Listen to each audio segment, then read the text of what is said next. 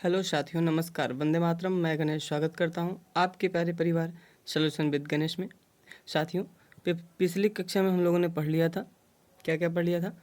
अभिलेख के बारे में, सिक्कों के बारे में, उसके बाद जैन धर्म के बारे में, महावीर स्वामी के बारे में। ठीक है, तो आज साथियों हम लोग पढ़ेंगे बौद्ध धर्म और इसी टाइप के कुछ धर्म जैसे पारसी धर्म हो गए। तो ये सब आज हम लोग पढ़ेंगे। तो उम्मीद करता हूँ कि आप लोगों को पिछली क्लास अच्छी लगी होगी, आप लोग उससे अच्छी तैयारी करते होंगे। साथियों, मैं आपसे अनुरोध करना चाहता हूँ, जो भी अभी तक मेरे चैनल से नहीं जुड़े हैं वो मेरे चैनल को सब्सक्राइब कर लें और जुड़ जाएं सॉल्यूशन विद गणेश से, ताकि आपकी तैयारी बराबर समय पे अच्छे से होती रहे। तो देर ना करते हुए साथियों हम अपनी क्लास शुरू करते हैं। तो आज की कक्षा में हम पढ़ेंगे सबसे पहले बौद्ध धर्म। बौद्ध धर्म के संस्थापक कौन थे? तो महात्मा बुद्ध। बौद्ध धर्म के संस्थापक कौन थे? महात्मा बुद्ध थे। ठीक है, इन्हीं को लाइट ऑफ एशिया भी कहा जाता था। महात्मा बुद्ध को लाइट ऑफ एशिया भी कहा जाता था। इनका जन्म 563 ईसा पूर्व कपिलवस्तु लुम्बिनी नेपाल में हुआ था। ये बात आपको ध्यान रखना है। महात्मा बुद्ध की मृत्यु 483 ईसा पूर्व कुशीनगर उत्तर प्रदेश में हुई थी। ये बात ध्यान में रखना है आपको। इनका पूरा जीवन काल 80 वर्ष तक रहा। ये पूरे 80 वर्ष तक अपना जीवन व्यतीत किए थे इस पृथ्वी पे। महात्मा बुद्ध के जन्म से संबंधित प्रतीक क्या था? तो आप कहेंगे भैया कमल एवं सांड था। इनके पिता शुद्धोधन इनके पिता का नाम शुद्धोधन था। ये क्या थे? ये साक्यगढ़ के मुखिया थे। इनके पिता शुद्धोधन जो थे वो साक्यगढ़ के मुखिया थे।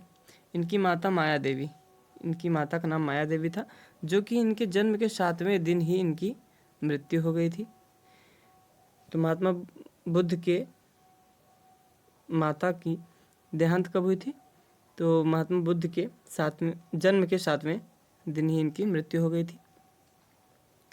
तो उसके बाद इनका लालन पालन जो है इनकी मौसी गौतमी ने किया था। ठीक है साथियों, आगे महात्मा बुद्ध की पत्नी का नाम क्या था? तो महात्मा बुद्ध की पत्नी का नाम यशोधरा था। महात्मा बुद्ध के पुत्र का नाम राहुल था। ये तो कॉमन सी बात है, ये आप लोगों को याद होगा, पता भी होगा।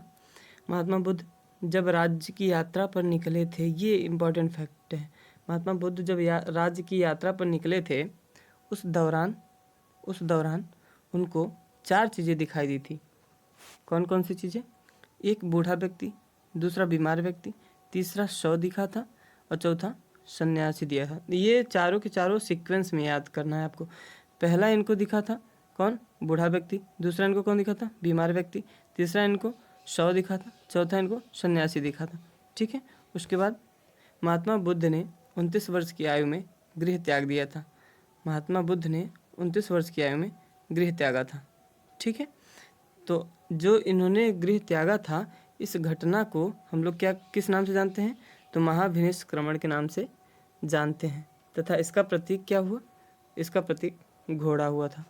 ठीक है, नेक्स्ट, गृह त्याग के बाद महात्मा बुद्ध ने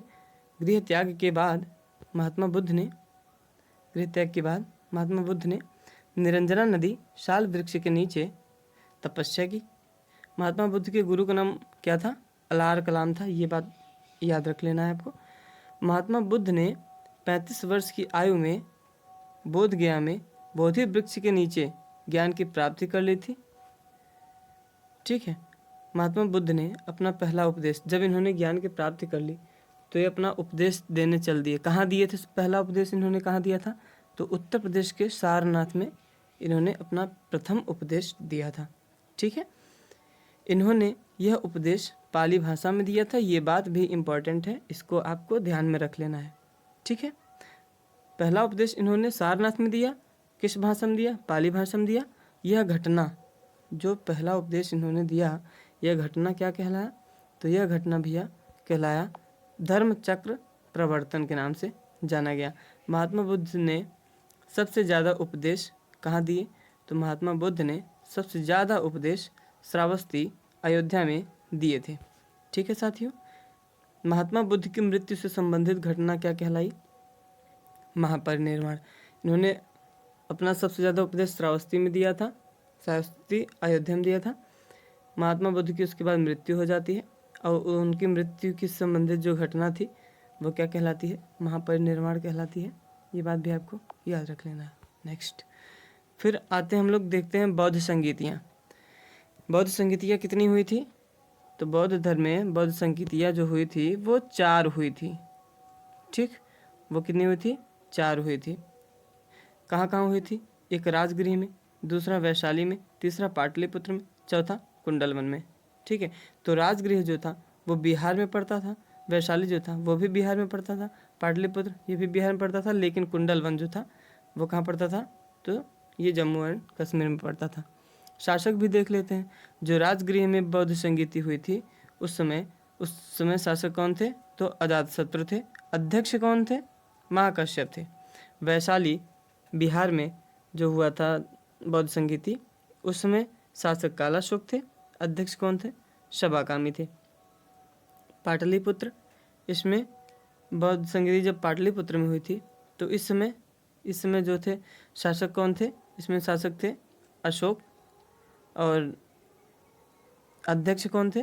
तो मोगलीपुत्र तिश। ये बात आपको याद रख लेना है। अब जब आता है चौथी संगीति में कुंडलवन, तो कुंडलवन में शासक होते हैं कनिष्क तथा इसमें अध्यक्ष होते हैं वसुमित्र और उपाध्यक्ष होते हैं अश्वघोष। ये बात आपको याद रख लेना। चौथी बौद्ध संगीति में अध्यक्ष और उपाध्यक्ष दोनों थे। ठीक है, नोट हम लोग पढ़ लेते हैं। बौद्ध धर्म चौथी संगीति में 2 भागों में बढ़ जाता है। कौन कौन से? हीनयान एवं महायान। नेक्स्ट, बौद्ध धर्म का प्रमुख त्यौहार। बौद्ध धर्म का प्रमुख त्यौहार कौन सा होता था? बौद्ध धर्म का प्रमुख त्यौहार होता था वैशाख पूर्णिमा। ठीक है साथियों, आगे बौद्ध धर्म अनिश्वरवादी था। यह ईश्वर में विश्वास नहीं रखते थे। ये बात आपको याद रखना है। यह आत्मा में विश्वास भी नहीं रखते थे। यह आत्मा में भी विश्वास नहीं रखते थे। इसमें मतलब कि बौद्ध धर्म में पुनर्जन्म को माना जाता था। बौद्ध धर्म में पुनर्जन्म को माना जाता था। त्रिपिटक देख लेते हैं। बौद्ध धर्म में त्रिपिटक की चर्चा बहुत थी। त्रिपिटक एक याद रख लेना, सुत्त पिटक, दूसरा विनय पिटक, तीसरा अभिधम्म पिटक। 3 पिटक सेम ऐसे ही नाम बस याद कर लीजिए, सीधे सीधे पूछे जाते हैं कि सुत्त पिटक अथवा विनय पिटक अथवा अभिधम्म पिटक कौन से धर्म से संबंधित है। ठीक है, आगे चलते हैं। बौद्ध धर्म के 2 अनुयायी हुआ करते थे।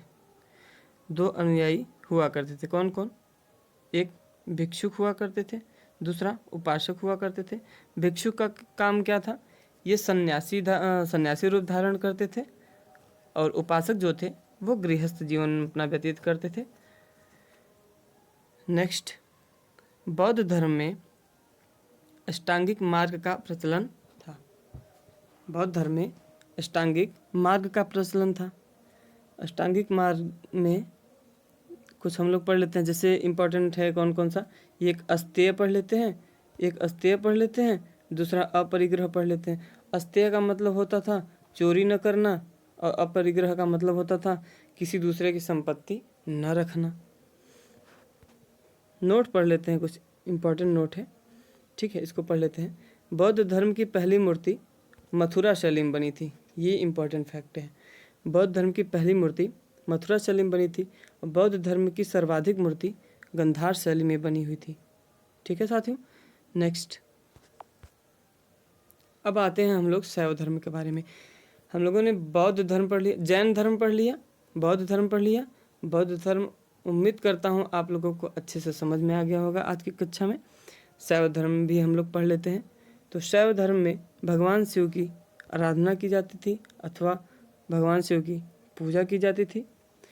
ऋग्वेद में शिव को रुद्र नाम से जाना गया था। ऋग्वेद में शिव को रुद्र नाम से जाना गया था। अथर्ववेद में शिव को किस नाम से जाना गया था? तो अथर्ववेद में भव, सर्व, भूपति, पशुपति, यह अथर्ववेद में इन 4 नामों से भगवान शिव को जाना गया था। ठीक है, शिवलिंग की उपासना सर्वप्रथम हड़प्पा सभ्यता से मिलता है। शिवलिंग का उपासना का उल्लेख सर्वप्रथम कहाँ से मिलता है? तो हड़प्पा सभ्यता से मिलता है। भगवान शिव की पत्नी, उनकी पत्नी का नाम था क्या? पार्वती। भगवान शिव की पत्नी का उल्लेख तैतरीय अरण्यक में मिलता है। ये इंपॉर्टेंट फैक्ट है, इसको भी आप ध्यान में रख लेंगे। उम्मीद करता हूँ आप लोगों को अच्छे से समझ में आता होगा। ठीक है। लिंग पूजा का वर्णन मत्स्य पुराण से मिलता है। लिंग पूजा का वर्णन मत्स्य पुराण से मिलता है। नेक्स्ट, वामन पुराण में शैव संप्रदाय को 4 भागों में बांट दिया गया था। वामन पुराण में शैव संप्रदाय को 4 भागों में बांट दिया गया था। कौन कौन सा भाग था? एक पाशुपत, दूसरा कापालिक, तीसरा कालामुख, चौथा लिंगायत। ठीक है, ये बात आपको याद रखनी है। भगवान शिव से संबंधित 2 मंदिर, एक कैलाश मंदिर हो जाता है, जिसका निर्माण राष्ट्रकूट वंश के शासक कृष्ण प्रथम ने करवाया था। दूसरा आपका हो जाता है राजराजेश्वर या बृहदेश्वर मंदिर। यह तंजौर तमिलनाडु में पड़ता है। इसका निर्माण चोल वंश के शासक राजराज प्रथम ने करवाया था। नेक्स्ट चलते हैं साथियों, उम्मीद करता हूँ आप लोगों को अच्छे से समझ में आता होगा।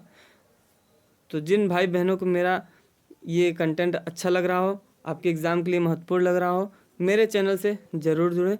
सॉल्यूशन विद गणेश को ज़रूर सब्सक्राइब करें और बेल आइकन को प्रेस कर लें, ताकि हमारा नोटिफिकेशन आप तक पहुंचता रहे और आप यूं ही तैयारी बरकरार अपना करते रहें। दक्षिण भारत में शैव धर्म मानने वाले कौन कौन से थे?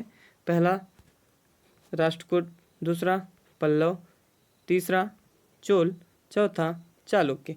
ये 4 वंश ऐसे थे जो कि शैव धर्म को मानते थे। नोट हम लोग कुछ पढ़ लेते हैं।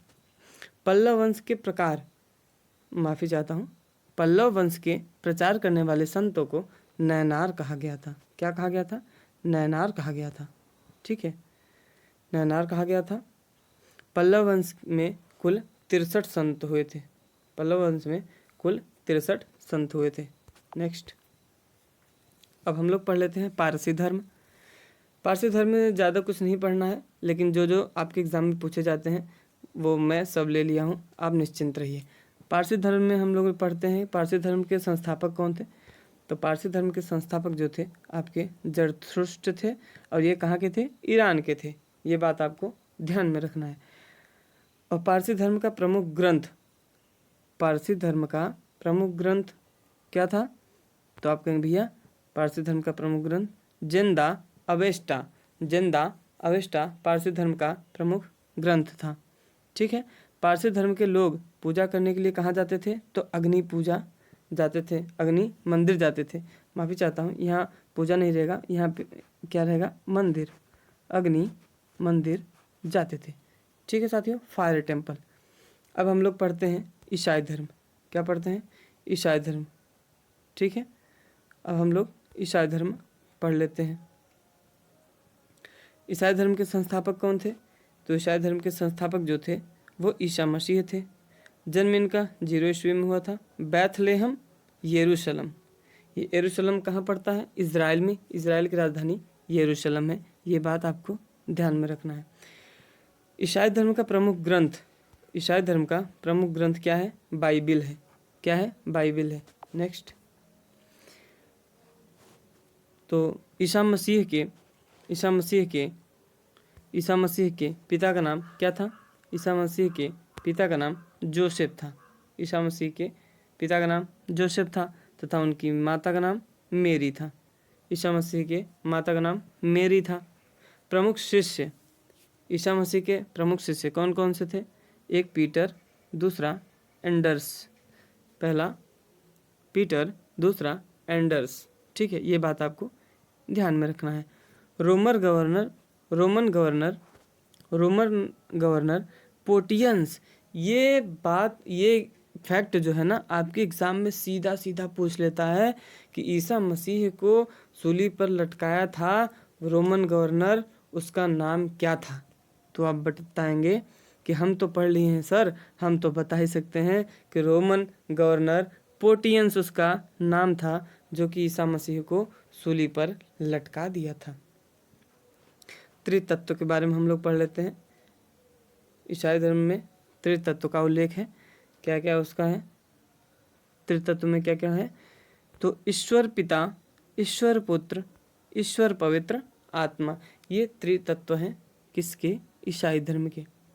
नोट हम लोग पढ़ लेते हैं। यहूदियों का एकमात्र देश, यहूदियों का एकमात्र देश कौन सा है? इज़राइल है। यहूदियों का एकमात्र देश कौन सा है? इज़राइल है। यहूदी धर्म के लोग पूजा करने के लिए कहाँ जाते थे? तो यहूदी धर्म के लोग पूजा करने के लिए सीनेनाग जाते थे। जैसे हम लोग मंदिर जाते हैं, वैसे ही पूजा करने के लिए यहूदी धर्म के लोग कहाँ जाते थे? तो सीनेनाग जाते थे। ठीक है साथियों, तो साथियों आज के लिए इतना ही। उम्मीद करता हूँ आप लोगों को क्लास अच्छी लगी होगी, आपके लिए लाभदायक होगी। तो साथियों आप लोग मेरे साथ जुड़े रहिए, हम आपकी तैयारी को मजबूत बनाएंगे और आप लोग बस जम के ऐसे ही पढ़ते रहिए। तो आज की क्लास में इतना ही। जय हिंद, वंदे मातरम, नमस्कार।